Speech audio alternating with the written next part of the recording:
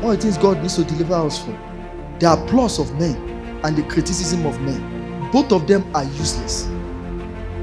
If you are living your life for them, you are wasting your time. Please, if men make you, they will destroy you.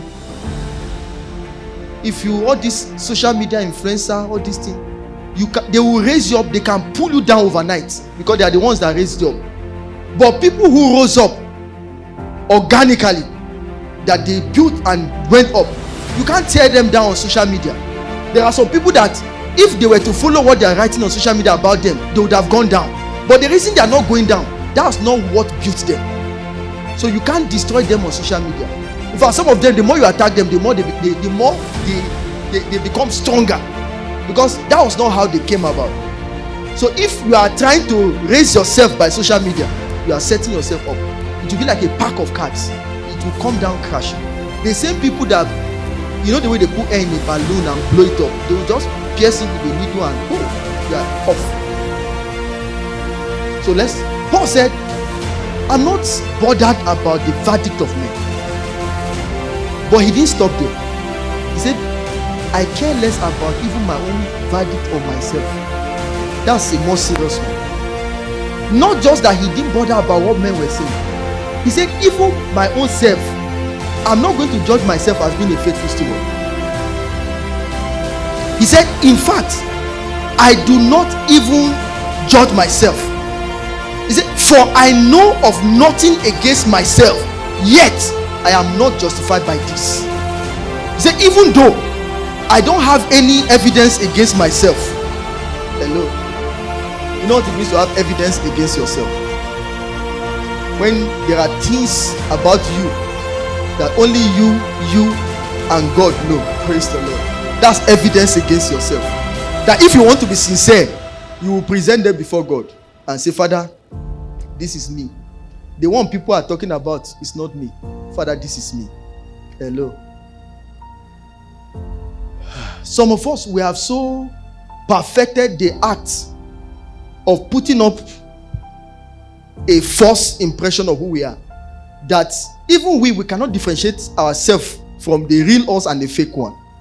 Have you ever gone to make photocopies of a document, and when they gave you back, you found it difficult to differentiate the original copy you gave them and the photocopy? Has it ever happened to you before? It has happened to me before. For some of us, that's how our life is.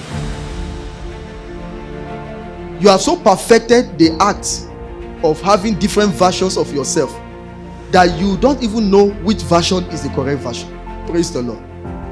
I heard a funny story when they said we should link our NIN, the NIN, with our phone number.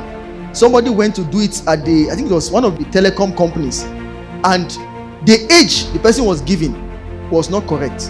So they said, sorry, the age attached to your BVN is not the age you are giving us. Please, can you try and...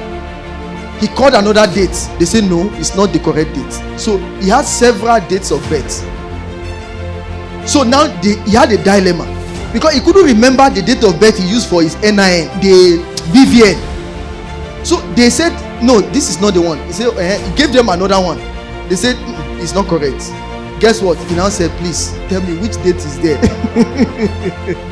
He said, please tell me which date is there. That's what happens when you have so many versions of yourself. It gets to a point, even you become confused. Which one is the real you? So when you wake up in the morning, you say, okay, which version of myself is waking up this morning? Praise the Lord. I had a roommate when I was in university. He had several girlfriends on campus. So in the wardrobe of our room, the locker, the wardrobe, he wrote their names on it. So when he wants to go out in the evening, he will go to the wardrobe door and check. You know how bad it will look when you are with a lady and you call her another person's name. So before he goes, you know, okay, I'm going to meet this person, her room number, let me check her name to be sure she's the one.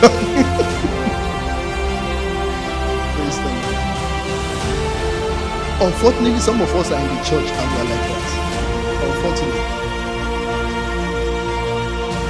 But this matter is serious, because God is telling us that faithfulness is required. It's a requirement.